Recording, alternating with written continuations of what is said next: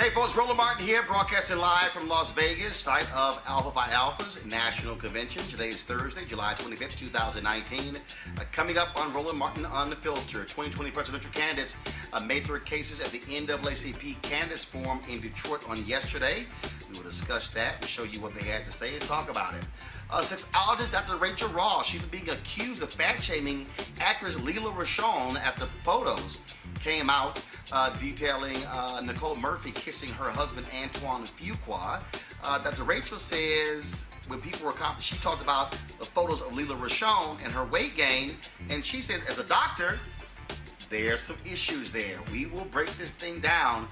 I can't wait for that conversation. A new report reveals that student debt threatens the well-being of an entire generation of students of color and their families. Plus, A$AP Rocky is still locked up in Sweden, and Meek Mill gets a new trial. Also, folks, Ebony and Jet Magazine photos are headed to a new home. We'll tell you who bought them in an auction. Also, today's crazy ass white people segment. White woman, I got black friends, but she called two sisters the N-word. It's time to bring the funk. From Las Vegas, I'm Roland Martin Unfiltered. Let's go. He's got it. Whatever the biz, he's on it. Whatever it is, he's got the scoop, the fact, the find. And when it breaks, he's right on time and it's rolling. Best believe he's knowing. Putting it down from sports to news to politics. With entertainment just for kicks, he's rolling. It's on go, y'all. It's Roland Martin. Rolling with Roland now. He's funk, he's fresh, he's real, the best, you know he's Roland Martin now.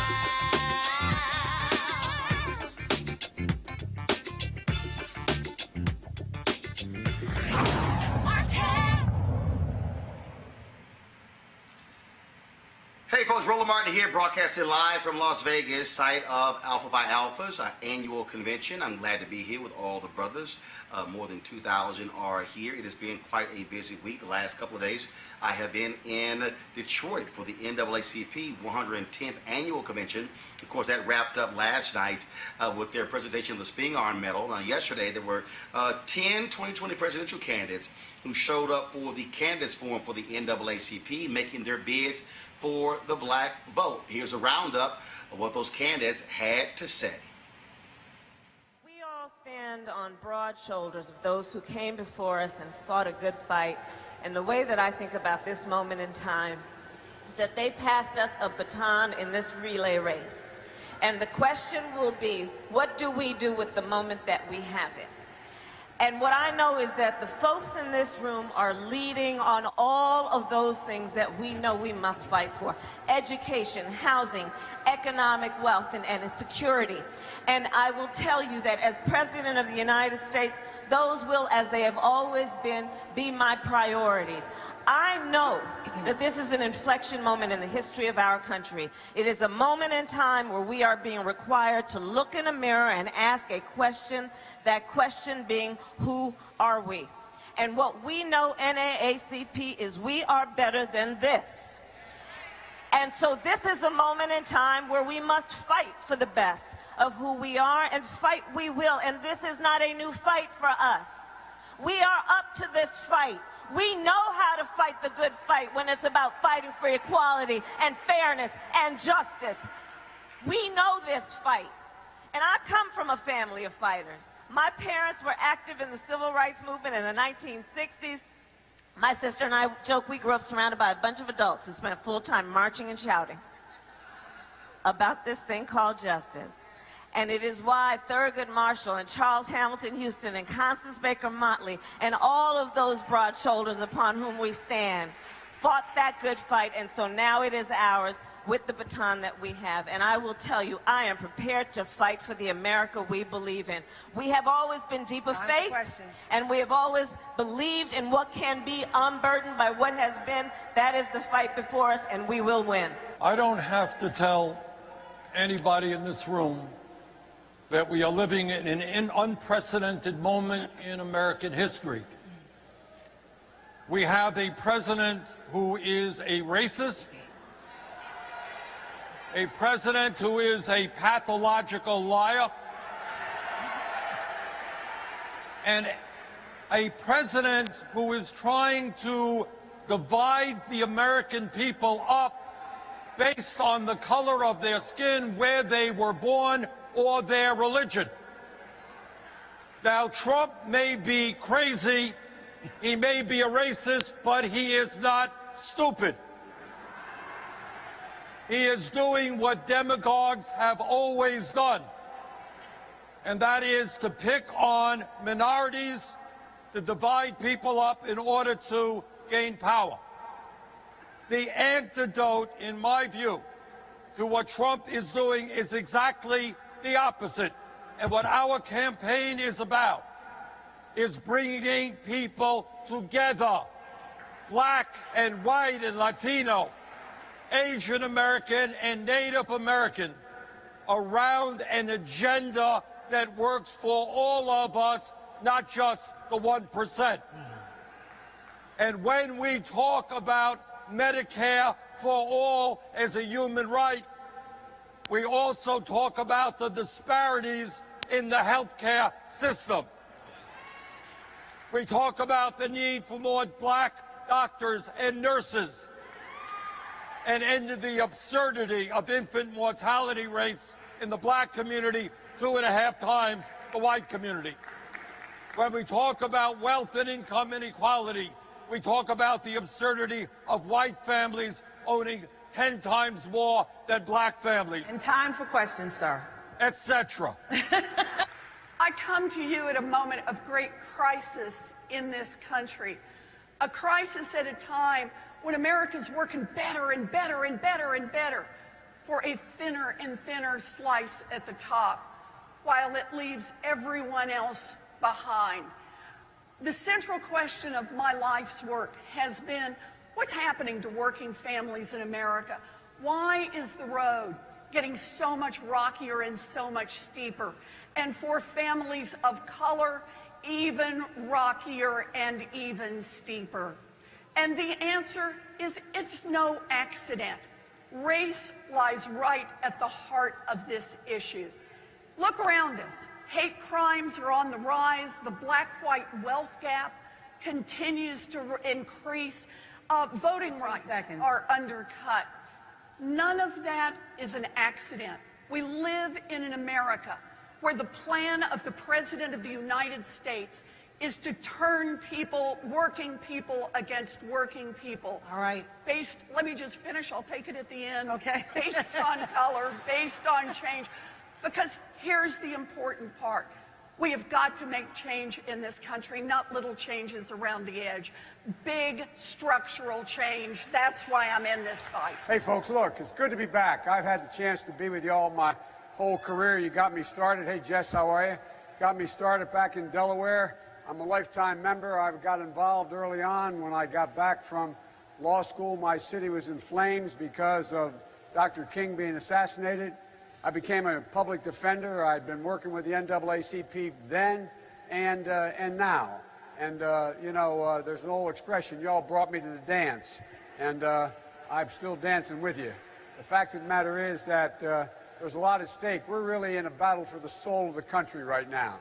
And we have a president who's done everything to divide us, to split us apart. And this is not who we are as a nation. We've never fully lived up to the notion, we the people, or we hold these truths self-evident, but we've never abandoned them before. And this president has abandoned them. And the single most important thing we have to do, for all I want to do, from criminal justice reform to education to a whole range of issues from global warming on, is nothing happens unless we defeat Donald Trump, flat out. That's number one.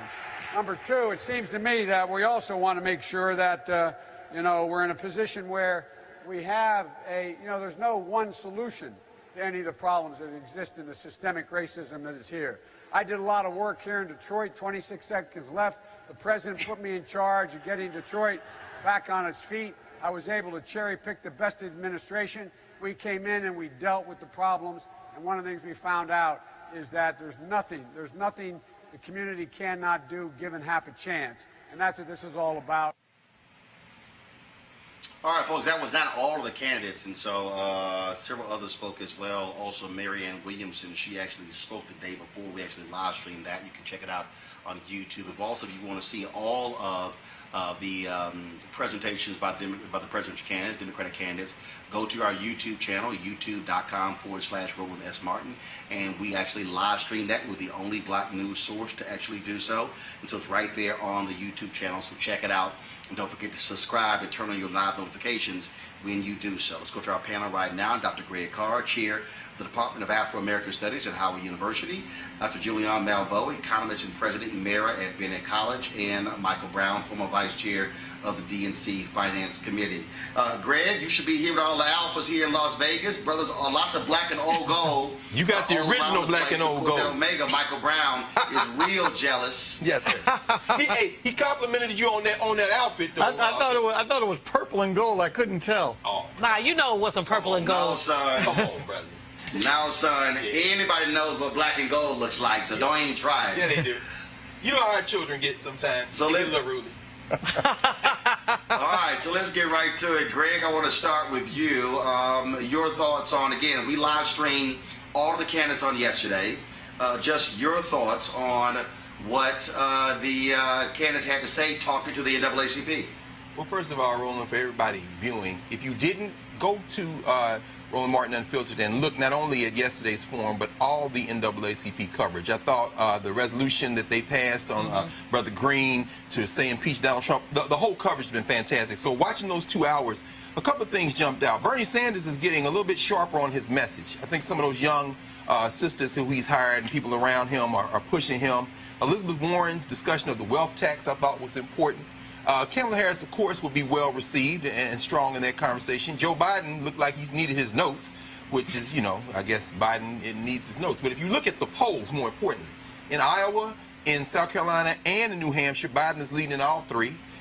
Warren and Sanders seem to be fighting it out, except in South Carolina. But finally, in South Carolina, Harris is polling at about 12% in the most recent poll, which leads us then to understand that before that crowd yesterday, she's speaking to more or less the establishment folk who are going out there and knock on the doors and get out the vote. And she doesn't seem yet to have pierced that crowd. So, it's very interesting to see them talk, but ultimately this is going to come down to attracting new voters and new blood into the party. I dare say this, Julian, when I look at the reception based upon the audience, I would say the two people who received the loudest applause was Vice President Joe Biden and Senator Kamala Harris. In fact, they spoke very close to each other.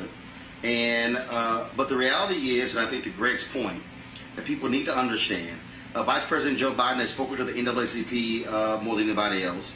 When he comes there, he's able to say, I'm a life member. He can sit here and he talked about individuals who were in the audience, who he's known quite some time. He's name checking people. I was backstage and I was watching the dynamic of all of the different candidates. And so they were on the main stage. There was another press area backstage. And I was watching how they flowed. And in fact, I actually went to another area where the media wasn't allowed. That's what I keep saying. And I said, so one of the people asked me, they said, well, what about the rest of them? I said, well, they ain't been here all week. They just got here. I've been here the whole week. And so I was in another area. And out of all the candidates, Biden knew all of the top leadership. He knew, and in fact, he had a very long meeting with several NAACP officials afterwards, where many of the other candidates pretty much came and left.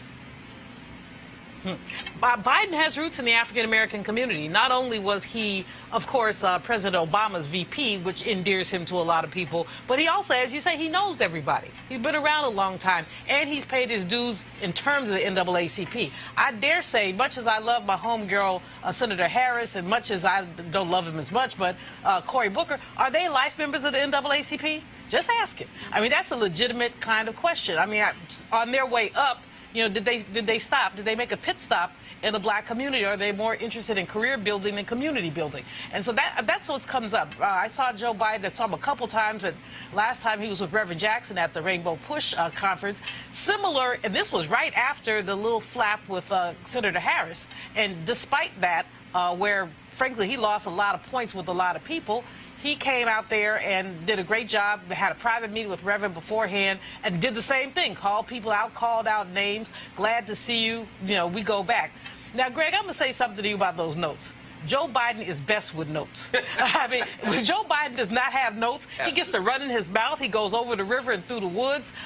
Did the same thing at Reverend's. A bunch of us were talking at the table. We said when he uses his notes, he seems a little stilted and scripted. But this is a brother who needs to be scripted.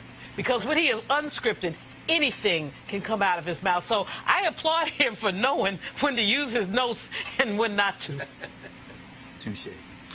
Mike, I'm sure there's somebody out there who is saying, oh my goodness, you guys are out of touch. NAACP is played out. No. Let me paint the picture for the people who don't understand infrastructure.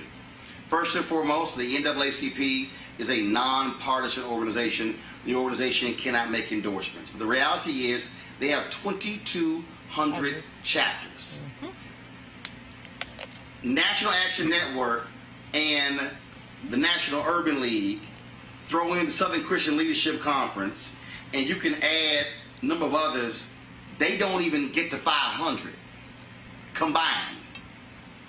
And so for the people out there who say, well, it doesn't matter a candidate how they appeal to the NAACP, no, what you need is those grassroots, on the ground folks who go precinct by precinct, who work with the NAACP, but who also work on campaigns. That's who you need, and that's why going before them matters.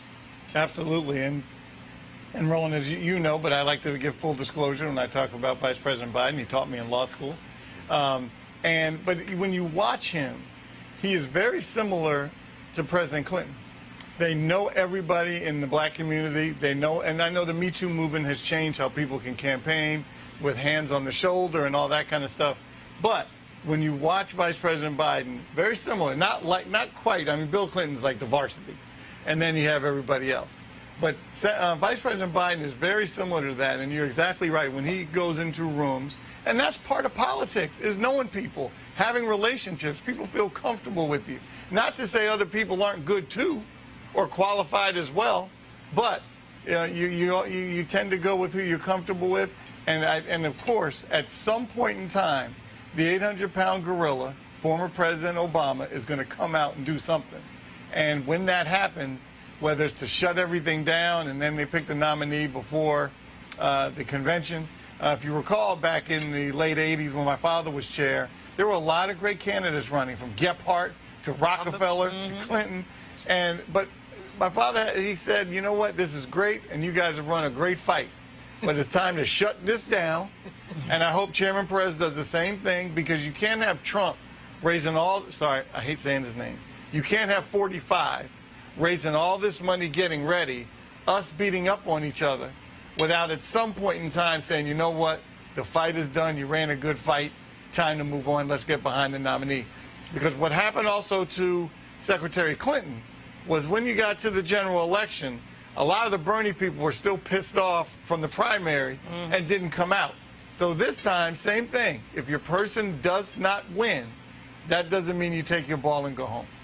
You know, Michael, I'm glad you mentioned your dad, because... It was very interesting. Hold on, Julian. It was very interesting, again, being in the room and watching the reaction. Amy Klobuchar, virtually no response from the audience. Beto O'Rourke, virtually no response from the audience. When you looked at, I mean, obviously, Sanders, when you looked at, I mean, not O'Rourke, you know, people thought it was funny where he would often stand up, things along those lines. But again, how do you connect with that audience? And what people need to understand, and people who are watching, again, elections are won by boots on the ground. You can spend tons of money on media. You can sit here and run ads. You can do all those different things. You can have great speeches. But if you don't have boots on the ground, then you're not going to win.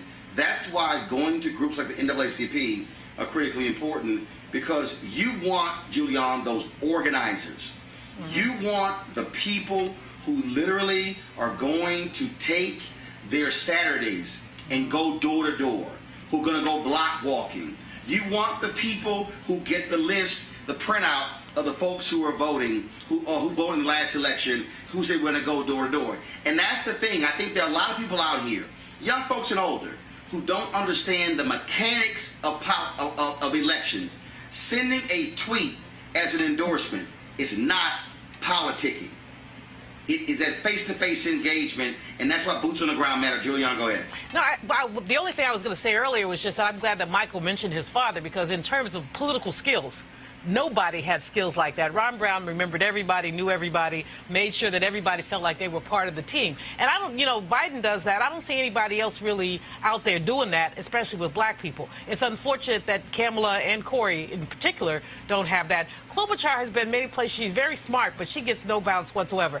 Roland, your point about the 2,200 chapters is probably the most important point in terms of looking at organizing black people. Because as you say, Rainbow, National Action Network, none of these folks have that kind of a national reach. And that national reach is very important. But what's also important is to have the local politicals. And although the NAACP is a non-political organization, the members of the NAACP are very political people. Many of them are local elected officials. Many of them are pastors in these large churches that have thousands of members that they can mobilize. So it's really important to understand the whole concept of grassroots. Now, the next thing we have to understand, though, is not just voter registration, it's voter turnout. And so I'm praying that people don't focus so much on registration. If you register someone, they didn't come out, it doesn't matter. So once you register somebody, follow up with them and make sure they get to the polls. That's what's going to make. We have to basically energize the base. A lot of people are going to have to get out to get rid of the orangutan because, I'm really frightened after watching Mueller and Mueller saying that he could be indicted. That man is going to figure out a way to stay in office if he has to steal, and we have to stop him. I want to talk about this here before I go to my next subject. So the folks in the control room, tell Dr. Rachel, I'm going to be with her very shortly. But this is what is jumping out at me. So last night, we had a public program for Alpha Phi Alpha. And the first panel, we had black mayors. The mayors of Birmingham, Little Rock, Arkansas, and some other cities across the country. But then they had me moderate the second part of the panel. And Greg, suffice to say, things got a little heated because my part was to talk about the issue of solutions. And we had members from the Divine Nine organizations who were on there. And I'm bringing this up because, Greg, you're an Alpha. Julian, you're a Delta. Michael, you're an Omega. So all of us are members of Divine Nine organizations. And I keep saying this. And I'm going to say it till I'm blue in the face. I spoke to the Delta convention. And folks, if you missed that speech, go to my YouTube channel. You'll see it there. When I gave the Brotherhood speech to the Alphas 2 years ago, I said it there. I said it other places. And that is, Divine Nine organizations represent more than 2 million African Americans across the country. If AARP, if the African Americans who are members of AARP, if they were a separate organization, they would represent the largest black organization in the country. So collectively, the Divine Nine actually is like the second largest black group. And Greg, what I keep saying to them is that first of all, we are organizations that are self-funded, not dependent upon corporations. But I do believe that they're wasting our power. I do believe that we are not effectively maximizing our reach. If I talk about 2,200 chapters of the NAACP, you take the Divine Nine, you likely have more chapters than that. When I talk about, I'm going to use Ohio for an example. State Representative Alicia Reese is trying to get this ballot initiative to get the right to vote enshrined in the Ohio Constitution. They've got about 100,000 signatures. They're going to need about 300,000 or 400,000. The AKAs are the only Divine Nine organization that has made it their state mission to help do that. There are more than 120 Divine Nine chapters in Ohio alone, which means that if each Divine Nine chapter, Greg, said we are going to be responsible to get 2,000 signatures of registered voters, the Divine Nine alone could supply enough of the ballots, enough of the signatures to get it on the ballot. I believe that black organizations and churches along those lines we are not effectively utilizing our infrastructure, Greg.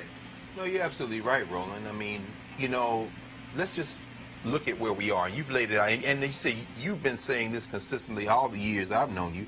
We go back to the election in Alabama to put Doug Jones in the Senate. And I remember in that time when you were at TV1, you would consistently have not only the folks who were doing the on-the-ground stuff in Alabama with the new organizations, but you had the sororities and fraternities. And of course, you've been talking about Ohio all along. Let's look at where we are. The Deltas, for example, Delta Days. Dr. Malvo knows this. I was down, down at the Hilton here in Washington. A ballroom full, and you look up and there's Marsha Fudge and Janetta Cole and Julianne Malvo and all these people, and then they went to Capitol Hill. So they're lobbying, I mean, second to none among the Divine Nine as far as I'm concerned. And then you mentioned the AKAs and the Omegas and the Alphas and everyone else. So there is that infrastructure, but to your point, we're at a crossroads now, I think, in our history in this country. Those kind of what are now perceived by many of our people as elite organizations are often misunderstood. You look at the intergenerational work of the NAACP, Tiffany Lofton and all those, Kill Crane and them, you've got young people, the elders, and they're not trying to hold on to power. I know there's about to be a presidential election out there with our frat brothers in Nevada, and on the agenda is what is Alpha going to do going to the 21st century. But here's finally where I think we have the real challenge. We've got to now figure out how to talk to the vast majority of our people who are not in these organizations. And that's going to require us to forsake some of this perception that we are somehow separate from them. And now, how do we do that? That is really where the alchemy comes in, because increasingly from LeBron James to Beyonce and Jay-Z, you got people who didn't go to college. People who never set foot in the college who are now being turned to by a new generation who are saying they're going to be our leaders. And if we're not careful, we're going to be led by a bunch of celebrities and ball players and musicians when, in fact, this is the moment when we should be stepping out and say, no, it's time for these institutions to renew their leadership for the future. Roland. Julian, the reason I'm raising this is because what I am trying to push these organizations to do is to say, flood the zone. That is, in all of these places where African Americans are, folks should be seeing red and white, black and gold, purple and gold, blue and white, blue and gold, crimson and cream, brown and gold, pink and green. And then when people say, man, I don't know what y'all do, they can say, oh, no. I saw 200 AKAs who showed up at the school board meeting. I saw 300 Deltas show up at the county commissioner meeting. I saw on 4 consecutive weekends black neighborhoods blanketed with folks wearing their letters. People have to see the Divine Nine in action as opposed to hear people saying, we're doing it, but folks don't see it. You're absolutely right. I mean, I'm with you in terms of my frustration with my own organization and the others. We have more, in terms of education, in terms of wealth. We have more than those folks who didn't go to college, didn't step foot on a college, as you say. But we don't use it. We don't leverage it properly. I mean, we hide behind social action, which, I love social action, but we also have to talk about political action. Now, all of our organizations say they're non-political, fine. But you can register voters. You can be out there.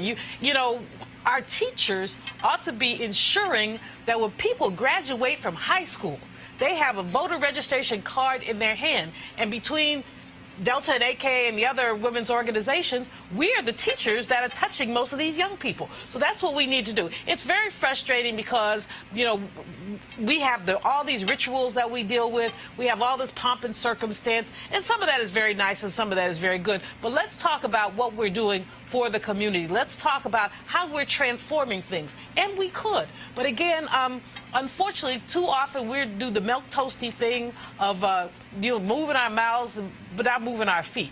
I'm a little critical, but I think we have to be. We have to be critical of these organizations because as a member of Delta Sigma Theta Sorority Incorporated, I lean on my founders. These sisters bust into the women's suffrage march, bust into it. They bogarted. They said the black women were not welcome, but they came anyway. So we need to keep coming anyway, keep coming anyway, keep coming anyway. Mike, I'll give you an example. This will be the last point on this that jumps out here. When the National Association of Black Journalists called out CNN's Jeff Zucker for no black executive producers, no black VPs, no black SVPs, no black EVPs, and no black direct reports, I personally reached out to the 5 largest Divine Nine organizations. I reached out to Alpha Phi Alpha, Delta Sigma Theta, Kappa Alpha Psi, Alpha Kappa Alpha, and Omega Psi Phi. The first to respond with the letter standing with NABJ was Alpha Phi Alpha. Got the letter in 24 hours.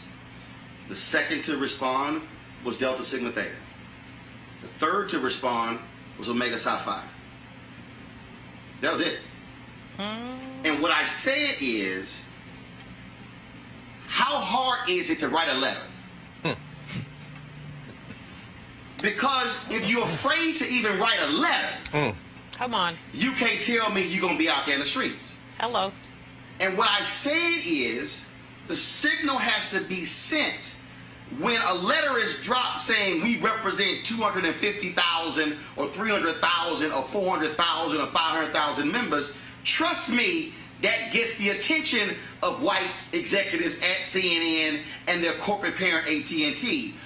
But if we are afraid to even write a letter, you can't convince me that we are really going to go hard to have boots on the ground. Michael, final comment. Well, you mentioned, I think everyone's kind of mentioned the word, if they didn't, they used the word similar, which is mobilization. And there's never really been that.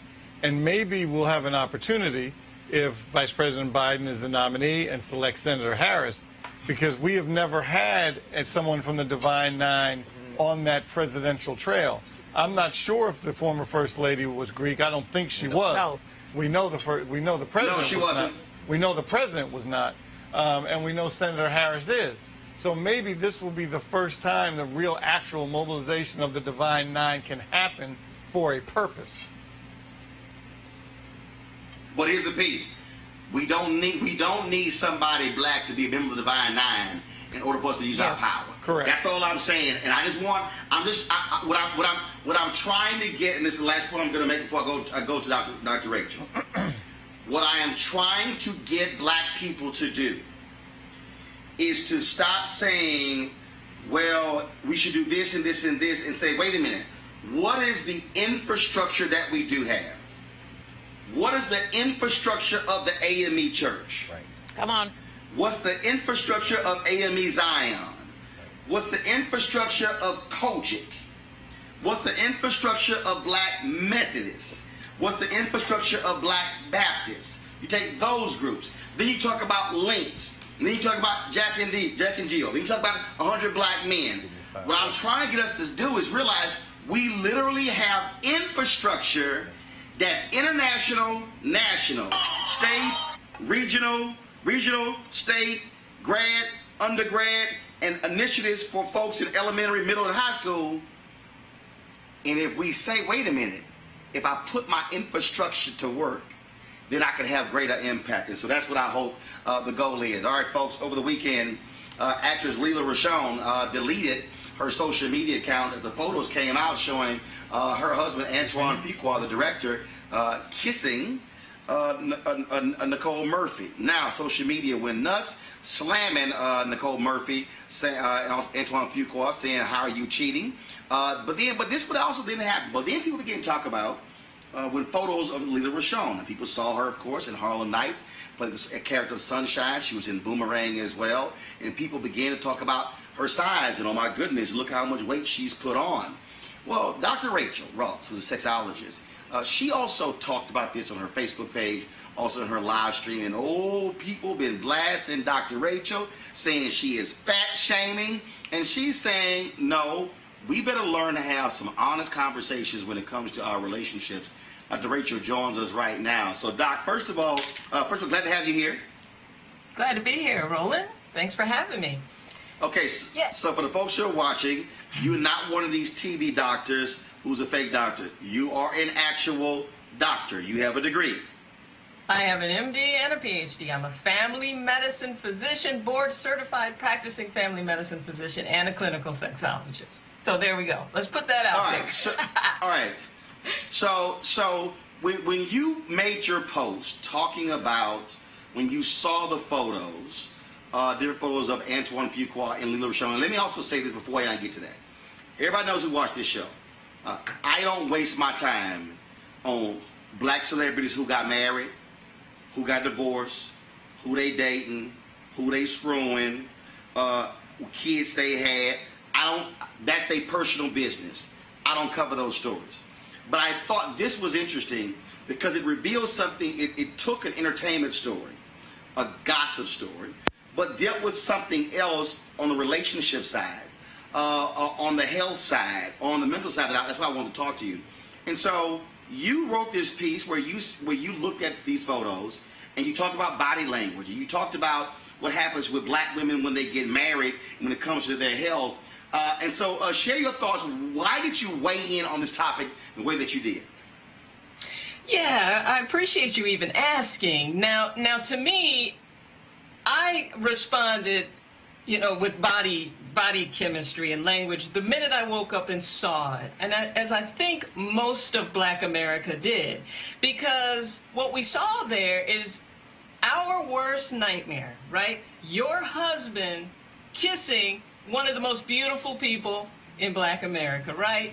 Because there's no real coming back from that, right? So I looked at the pictures and their body language, and I said, oh my gosh, did someone pose for these pictures? Are they making an announcement?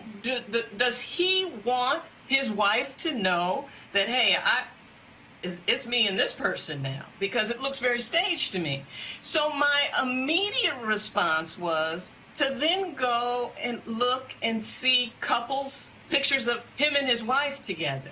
And so as I'm clicking, I said, oh my gosh, there's no connection here. There absolutely isn't. And so when I turned to social media, everybody was talking about all the weight that she gained. So I looked immediately at the lack of connection, immediately at the fact that Lela Rochon no longer looks like the Lela Rochon I remember her to look like. And so I took to social media to immediately respond like, oh my God, the same response I would have given if that was my sister, my cousin, my patient. It wasn't about make a connection with your husband, because at this point, when I saw the photo of him and Nicole Murphy, I said, well, his relationship with his wife is over now. So my response to her isn't, girl, go get yourself together and get your man back or anything like that. My response to her is like, okay, let's back up. We've obviously got some health challenges here. Now, as a physician practicing in Gary, Indiana for almost 20 years now, I can spot a health condition across the room. But to the untrained eye, it's obvious that she has health conditions too, because she has gained probably 30 or 40 pounds. And you can never convince me that that amount of weight gain is going to be healthy for somebody. So couple all of this together with the fact that we know, studies show, that when men get married, their health improves. But we don't see the same type of data with women, because women have a tendency. But you also, but Doc. Yeah. No, I'm sorry. So I want you to make that point, because you said that in marriage, a woman's health worsens. Explain that. Yeah, so they studied almost 80,000 women between the ages of 50 and 79 for about 3 years, right? And what they did is they looked at the parameters of weight, waist circumference, use of alcohol, exercise habits, and diets. So the women who were divorced and the women who were single, they actually fared better in all of these parameters. So before we thought relationships keep everybody healthy. Now we know if you're diagnosed with cancer and you're with somebody, you have a better tendency to make it through that situation. But what we don't know, we cannot say that marriage is as healthy for women as it is for men. And it's because we have a tendency to give ourselves away in the relationship. So my post is about self-love, self-care. Take care of yourself. You know, we saw, you know, and what I like to do is take a celebrity situation and make it so that it relates to all of us. Because we've all been cheated on. We've all cheated. Yes. You also want people to deal with the reality that we are physical beings, meaning we are attracted to things physically. If you see a car, that's a bad car, we don't have the same reaction to an ugly car. when we see somebody, that typically there's a physical thing that catches our eye that leads to getting to know somebody. But the reality is, I can't see your soul or your inner being, because the reality is, if I see you across the room, I'm seeing the outside of you. And what I also got was I thought you were trying to get people to also deal with that understanding that when things do change to happen to us physically, whether we are men or women, it has an impact on somebody who we're with as to how they then treat us, receive us, or they feel attracted to us. And you're saying, yo, you better pay attention to that and not act like it's not important. Oh, absolutely. Let me tell you something. People will show up in the office and they've lost a connection with their partner because of a new scent. Because they don't like the way he smells when he comes home from work. And believe it or not, that'll be the one thing. So if we can be not attracted to our partners because of a scent, certainly vision becomes a part of that. So yes, I mean, the elephant in the room is that Lela Rochon has gained a significant amount of weight. Now, there's theories that it's related to lupus and autoimmune conditions and things like that. But I want everyone to understand that if you have a physician who has you on so many steroids that you manage to gain 60 pounds, you need to change your doctor, because it doesn't have to go like that. Look at Nick Cannon. Look at Gina. You know, we cannot continue to make excuses for things that we actually do have control over. So when it comes down to it, you have to take care of yourself. Right. As a sexologist, do you believe that part of the issue is that we don't really want to have these really deep, hard, honest conversations about what happens when you are in a relationship and finances change, weight changes, your emotional connection changes, your commitment to kids over your relationship changes? That part of this issue, that when people cheat or when people actually get divorced, is because we don't want to deal with this. Men and women don't want to confront the hard stuff. And then, frankly, what happens, it may lead to somebody cheating, when in fact, had you chose to not step out and had the conversation, you could have avoided that to either leave or stay. No, yeah, absolutely. I get questions all the time from people who are thinking about cheating. You know, they like my point of view because it's just realistic. You know, it just is what it is. And I've had husbands message me about weight gain. I've had husbands message me about illness. And my message is always very clear. You know, you really need to work with your wife or your husband to try to get things right. Now, we don't know what happened in this particular case. But what I can see when I look through the timeline of the pictures is that he steadily losing weight and she's steadily gaining weight. But I also know he put her through a love child situation. So I know there was a lot of stress in the home there. And what I want people to understand is that stress will kill you. If you're in a negative relationship, that can actually kill you and cause you to gain weight, cause you to end up with chronic illnesses. So what came first here, the chicken or the egg? We have no idea. But what we do know is that when we see those pictures of him with Nicole Murphy, we're looking at someone who is, you know, like a gazelle. Every woman is just like, can anyone, I mean, like, why is this happening to me? Why would he cheat on me with her? Of all people, there's no competition there. So I think he was a jerk before all of this.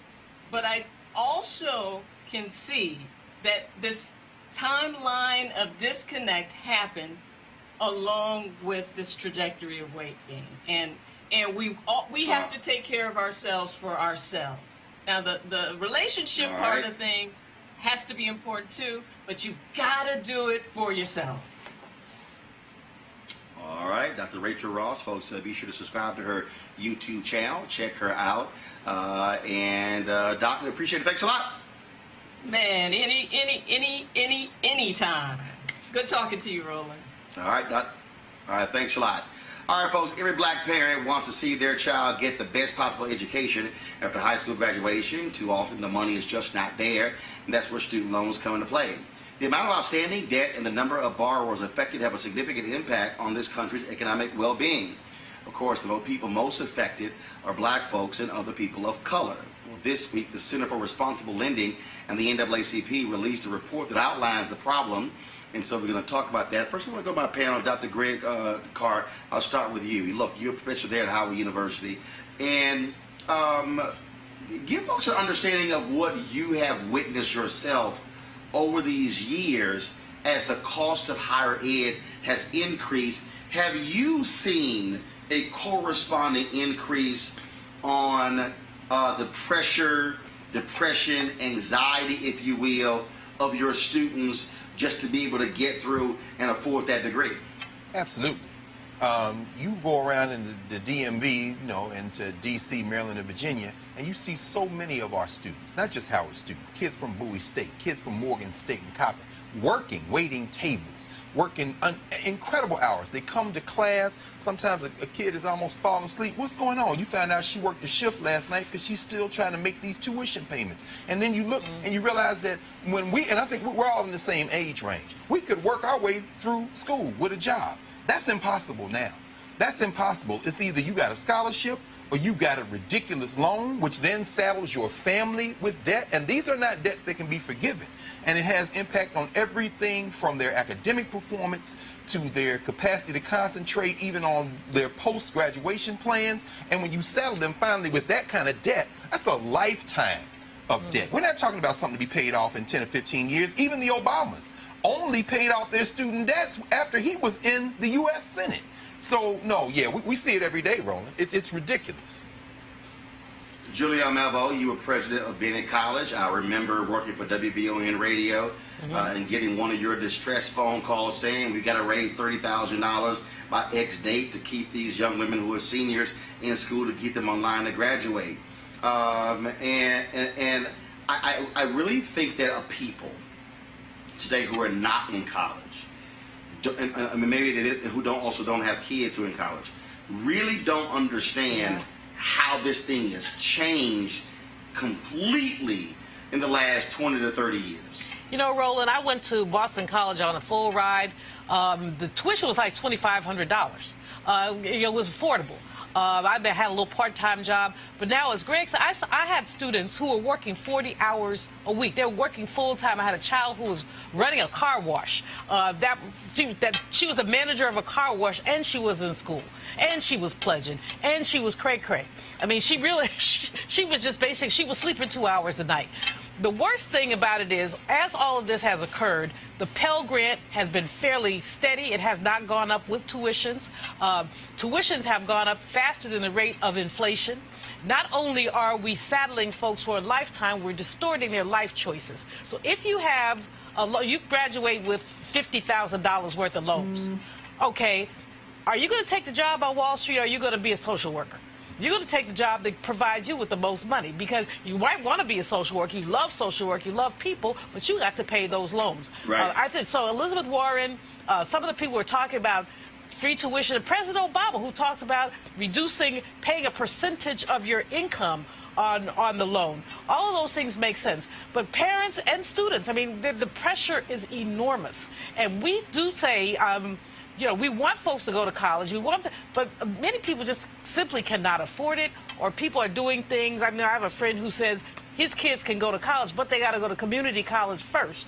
So they could he could save that money for them to do the 4-year. And he's adamant about it. He said, unless you get a full ride, you will go to community college, we'll save some money, and then you'll be able to go to your 4-year. And his thing is, look, if you graduate from Harvard, you still got a Harvard degree, even though you started out at San Francisco Community College. So the pressure is just enormous. The Center for Responsible Lending does very good work. And there's a lot of policy stuff in there that we need to really follow up on. I want to bring in right now Ashley Harrington. She is Senior Policy Counsel at the Center for Responsible Lending. Ashley, this is, of course, a huge issue impacting so many people. Student loan debt is exceeding $1 trillion. And so what must people learn from this report that y'all put together with the NAACP? Roland, thanks so much for having me. I agree with all the comments that are made so far, and we really need to talk about this as a national crisis. It's a civil rights issue, it's an economic justice issue, but we are really on the verge of a national crisis that's going to affect our entire economy, and in fact already is.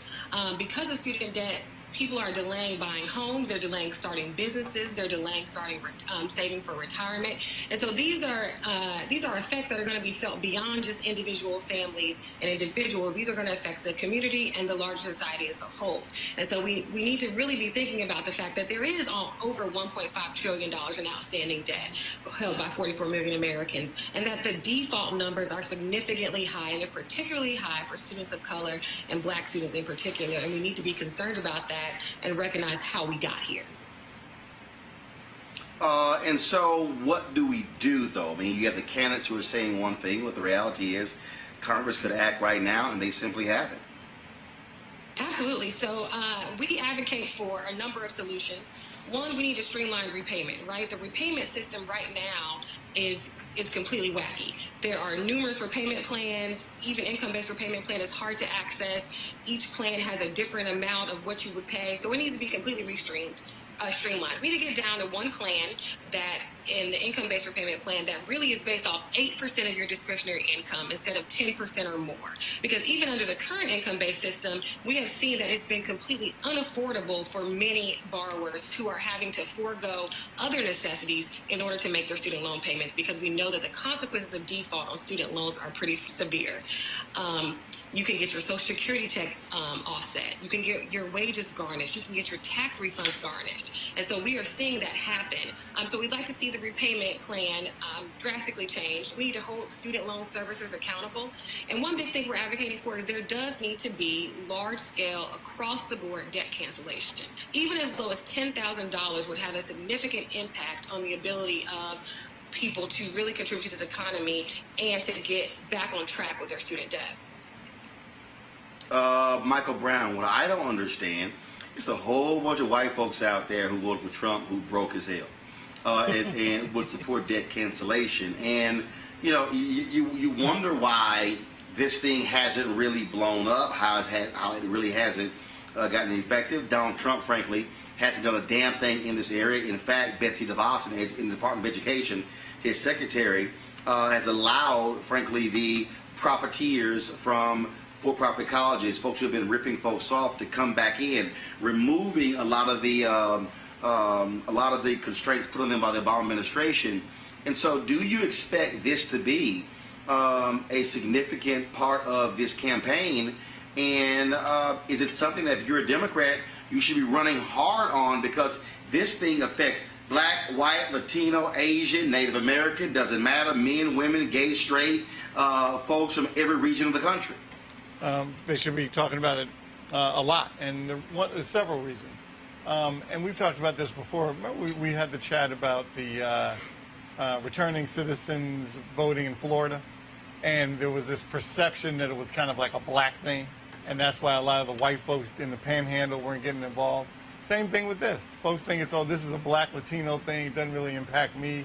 But as you mentioned, whether there's a lot of white folks in Appalachia that would love to get their school and college debt retired. So, yes, it needs to be an issue, but that messaging has to be more encompassing than when you talk about, oh, this will help Black people. Yes, it'll help Black people, but when you're running for president, you have to help all the people. And yes, you can care about certain segments.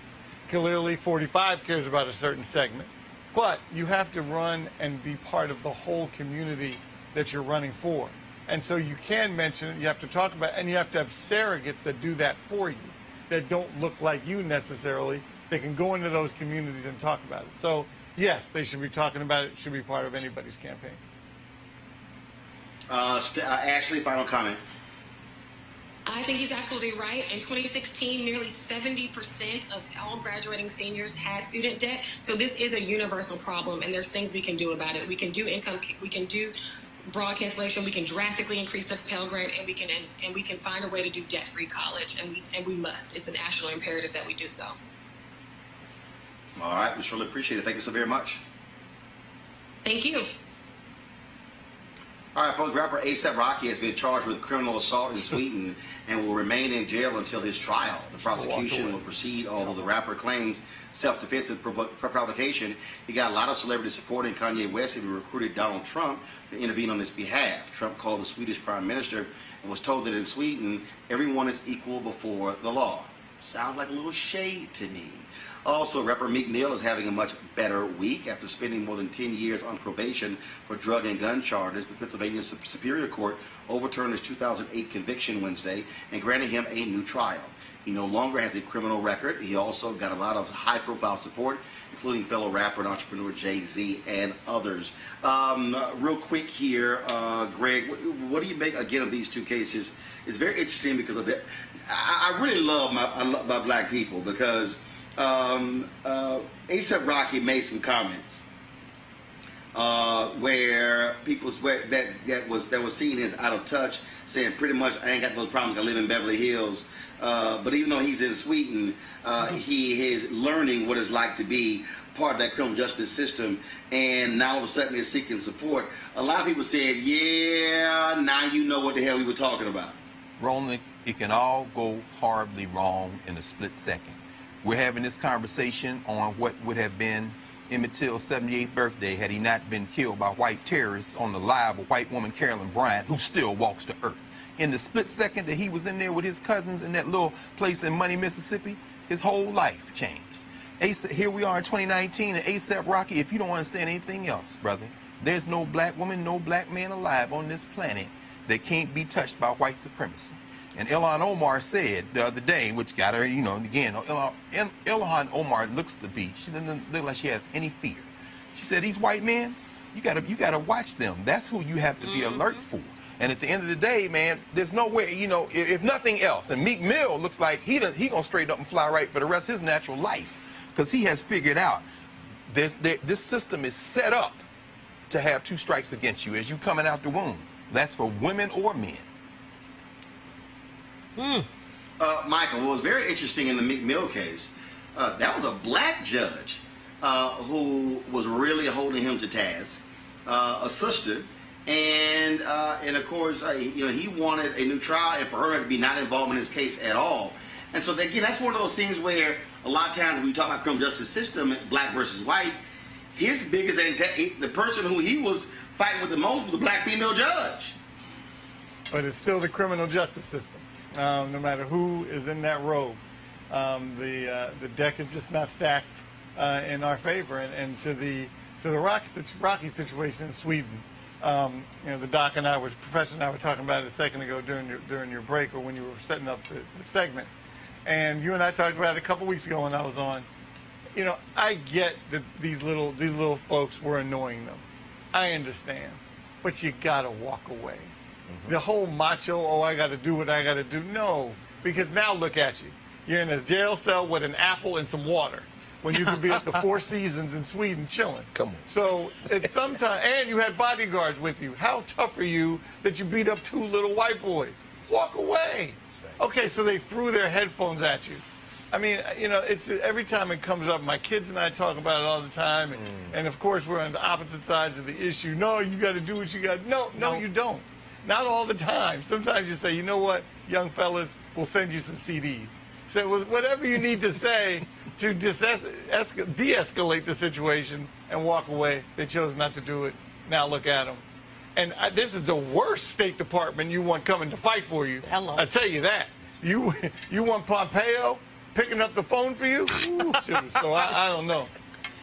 You know, Roland. All right, Julian, go ahead. On the Meek Mill case, though, I mean, I know that it was a black woman judge, but he mouthed off to that judge just a couple of times, and that was the issue. Sister was like, no, I'm not having it. She tried to work with him. So, you know, when Michael talked about walking away, I mean, you do have to know when to hold them and when to fold them and know when to hold your tongue. I mean, the criminal justice system is not for us. Whether the judge is black, the prosecutor is black, whoever, it's not for us.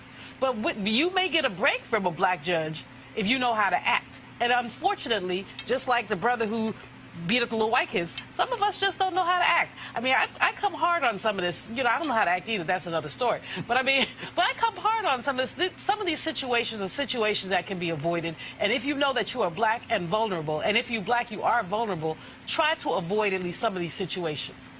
I'm glad Meek Mill is off probation. I hope he learned his lesson, but he had no business mouthing off on that sister. All right, folks, let's talk about this last story here before we go. Actually, I got a couple stories, but I want to definitely do this one here. Ebony and Jet Magazines photo archives are being moved, folks, to the National Museum of African American History and Culture in D.C., as well as the Getty Research Institute in Los Angeles. Those two magazine archives show more than 70 years of images that chronicle the African American experience.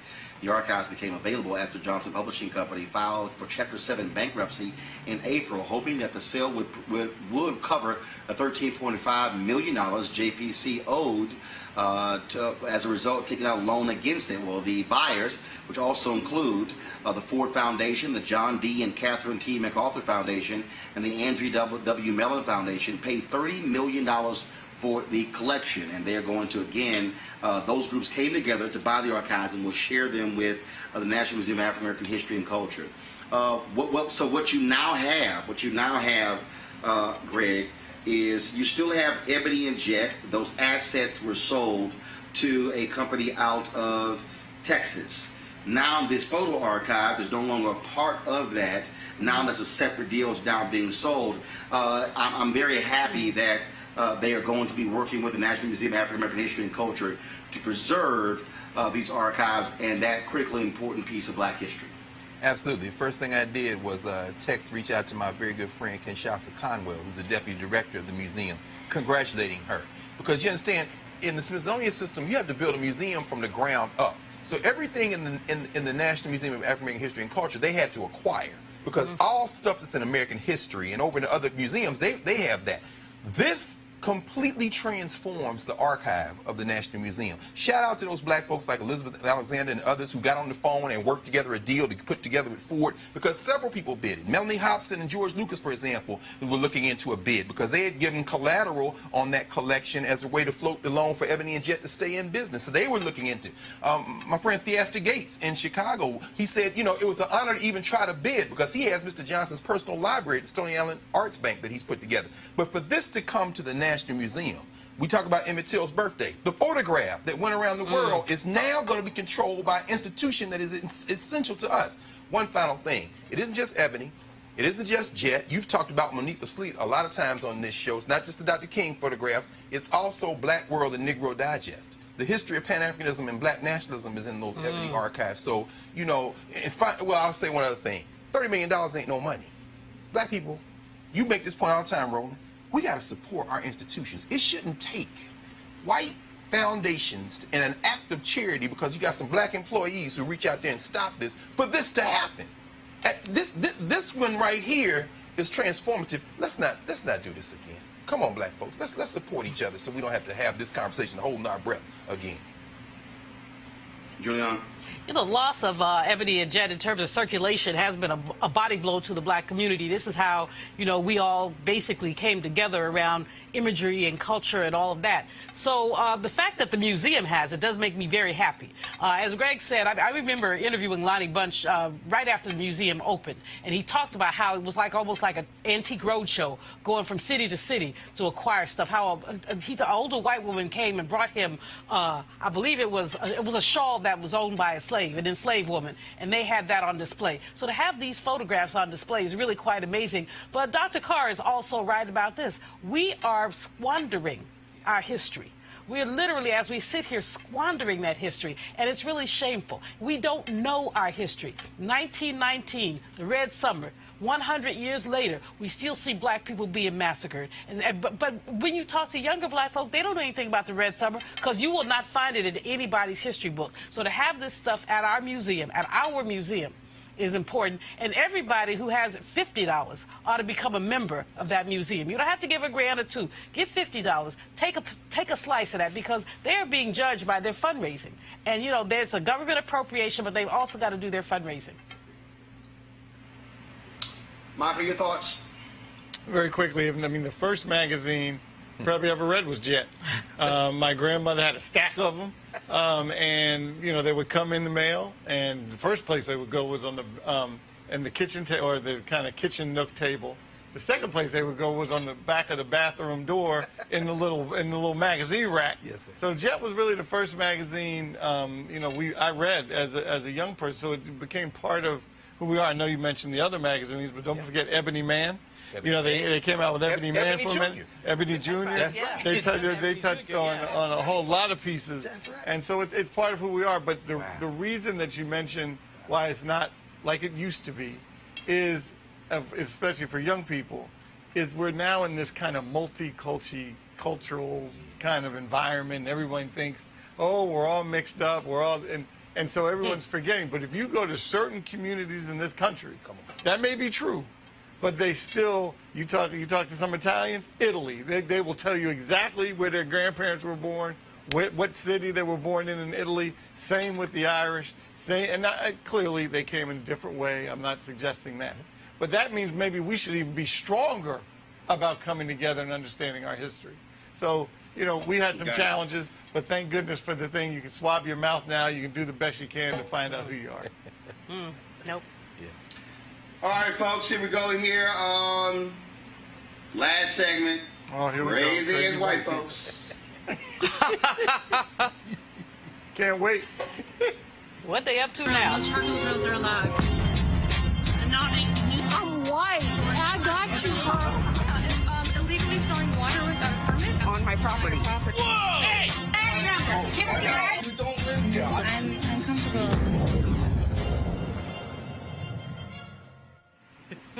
It's like TMZ. All the man was trying to do was propose to his woman in a romantic setting. In a Facebook post, Kathy Marie Hamlet explained that she and her fiancé, Clyde Jackson, were sitting at a table outside the Angry Orchid gift shop when a female security guard approached them and accused Jackson of stealing a shirt and asked to check his pockets. He emptied his pockets and they found nothing. But they interrupted them 3 times, once in the middle of him popping the question. The couple, of course, is black, left the park, and staff followed them all the way to the parking lot as they left. Damn, Greg, we can't even propose. Look here, man. Roland, it's so funny, man. Chicago, I mean, of course, Ebony and Jet is a Chicago story. I'm thinking about Ida B. Wells, who wrote about her friend who was lynched at a grocery store that they owned in Memphis. And they ended up burning Ida B. Wells' printing press down. That's how she ended up going to Chicago. But it started with some little children, black kids and white kids, fighting in a marbles game out there in front of the place. When we read about this today, this man is emptying his pockets looking for a T-shirt, and he's trying to hide the box with the ring in it. So he's got his empty in his pockets trying to keep the box concealed. Now he's proposing. She comes back and says, well, they told me that you gave it to her. So now she got to empty her pocketbook. And then when his friends come to celebrate, they come back and say, well, now they said they passed it around, so all y'all empty y'all pockets. This is how, what Dr. Malveaux just said, Julianne just said, this is how the Red Summer jumped off in Chicago. These white boys were throwing rocks at a black kid in Lake Michigan, and when the rocks hit him and killed him, the rumor spread, and before you knew it, all these black people and white people dead in the city of Chicago. Y'all gonna mess with the right one in a minute. And it ain't gonna be no filming and talking. It's gonna be a race war in this country. But and I'm not saying that because I want to see one pop off. But you're not going. No. But people have had enough. People have had enough. People have enough. Funerals and weddings are the most intimate moments for black people. You break up the right one's proposal and see what happens. You know, this story made me want to cry, made me want to scream, because like you said, Brother Man's just trying to propose. I mean, that's supposed to be a moment that they cherish, that they remember that 50 years or 30 years from now they talk about, remember that time? Now it's going to be, remember that time the stupid white people interrupted us while I was proposing to you. So the racial tinge is there. Langston Hughes talked about something called the sweet flypaper of life. That's a little joy, just a little detritus. The fact that you get to smile when you're on the beach or something like that. These people people have taken away some of our flypaper. And for this couple, that's what happened. Taking away, literally stealing their joy. And I hope that these folks, they posted their pictures. I hope somebody does something to somebody. I'm going to go as far as Greg, although, you know, if we in the trenches, brother, I got your back. If we must die, let us nobly die. Let us not be like hogs, hunted and pinned. No. Well, I'll tell you, Michael. Greg is right. They're gonna roll up on the wrong one, and they're gonna be emptying something else, not their pockets. You know. Yeah, I mean, we've obviously talked about this all the time. We love this segment that you do. I love how you make it look like another show. It's great. We love the little video. It is another show. yeah, I get this. But I tell you what, it's still, the tone is set by 1600 Pennsylvania Avenue. And people think they can do whatever they want to people of color, that they're empowered, they're emboldened to do it. But usually when you do these segments, Roland, when something like this happens, people lose their job. Did this person get fired? Not yet, but I got to insist it might be coming. Very good. Absolutely. Good. Yeah, and look, sue and use that money for the honeymoon. There you go. Y'all could go all the way to Tahiti with that. That's right. That's right. All right, y'all. I'm done. Here's a piece. I got to hop on a plane. I'm leaving Las Vegas, the Alpha Convention, flying to Indianapolis. We have our school choice at the Black Choice Town Hall taking place on tomorrow at the National Urban League Convention. And then I am flying to Houston as soon as we're done. My cousin, P.J. Simeon, who passed away in a car accident last week, his wake is tomorrow night. From 6 to 9 p.m. and so I'm going to attend his wake. So tomorrow, what we're going to do in the show, we're going to have a couple of things that we're going to be broadcasting. First and foremost, we're going to rebroadcast that panel last night from the Alpha Convention that I moderated. But two, Dondre Whitfield and Devon Franklin had a black manhood conversation at the Global United Fellowship Conference in the Bahamas. It was an unbelievable, honest, and raw conversation. We're going to have that for you as well. This is why Roland Martin Unfiltered matters. First and foremost, at the NAACP convention, here at the Alpha Convention, going to the National Urban League Convention, being able to broadcast from the Global United Fellowship, all those different things. This is us controlling our narrative. This is us providing a resource of information that you're not getting anywhere else. And I'm telling you right now, all these black websites, all these black cable networks, none of them are doing what we are doing at Roland Martin Unfiltered, which is why we need you to support us. Join our Bring the Funk fan club. Our goal is to get all of the folks who are watching, all of our followers, to give just $50 for the whole year to join our fan club and give that. It's real simple, folks. If 20,000 total. We were just talking about the Ebony and Jet archives. If 20,000 of our followers on social media who watch this show give an average of $50 each, this show is paid for without a single dime from advertising. That means when we travel, we're going to be at the Jeffrey Osborne Golf Classic next week. Also next week, I'm going to be at Reverend Jim Clyburn's golf tournament, but he does raise tons of money for scholarships for black kids there in South Carolina. This is why we matter. Well, also the following week will be the National Association of Black Journalists Convention there in Miami. This is about us controlling our narrative, telling our story, and speaking our truth. And so we want you to support us. Go to RolandMartinUnfiltered.com to please join our fan club. I got to go. Of course, I know, Michael, you hating on the outfit because you ain't able to wear these colors so well. And Greg, I know you sitting here trying to take it off of me, and I'm going to hide it from you. I am. I am. And y'all, Roland, condolences. I was going to say condolences for your cousin, man. I know y'all were very close, brother. I appreciate it. And so it was great seeing so many of the brothers here here as well. And so I'll be with his family tomorrow night in Houston. All right, folks, I got to go. I want to thank all of you. And Julian, next time you're on, I got something for you from Method Man. From the American Black Film Festival. It looked like you got a hip-hop with Lil Crush on, because he said he had a little redhead one. Oh. A little redhead one. Oh yeah, Greg. Wait until next week. Oh. With Julian back on. We're gonna play that for folks. Wu-Tang, baby. Wu-Tang forever. I got it. Hey, just call me Cougar. So we're going to have that for y'all next week. All right, y'all, because trust me, Method Man, he watches the show via YouTube, and he said, yeah, man, that red-headed one. And I was like, red-headed one? He was like, he said the red-headed one. He said the yellow bone one. I was like, oh, you mean Giuliani? He's like, yeah. You better watch Johnny Blaze. Oh, yeah. He ain't nothing to play with. I got the video, Greg. Oh, I can't wait to play it next week. Tune in. Oh, yeah. All right, folks, I got to go. I'll see y'all tomorrow. Holla!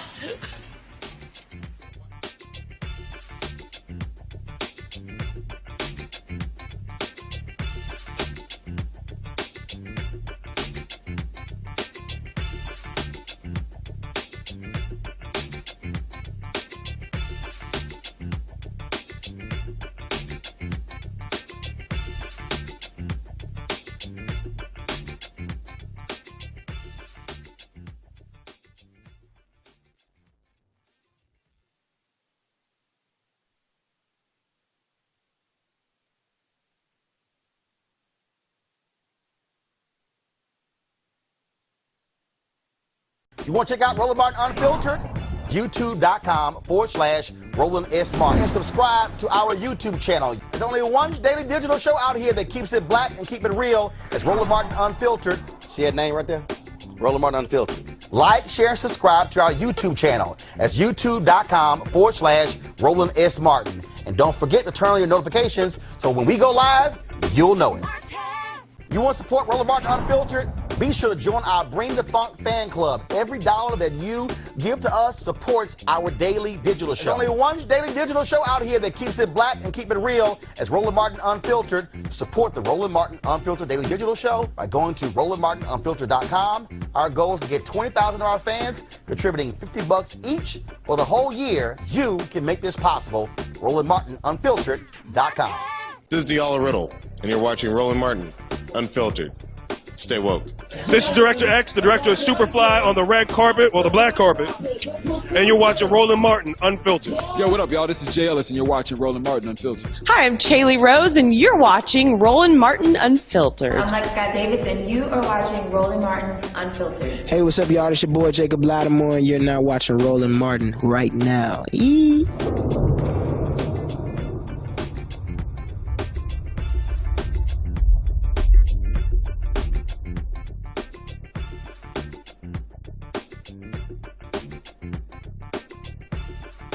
Hey fam, want to check out Roland Martin Unfiltered? The blackest show on all of digital, cable, and broadcast. Check out our audio podcast. There's only one daily digital show out here that keeps it black and keep it real. It's Roland Martin Unfiltered. Press play.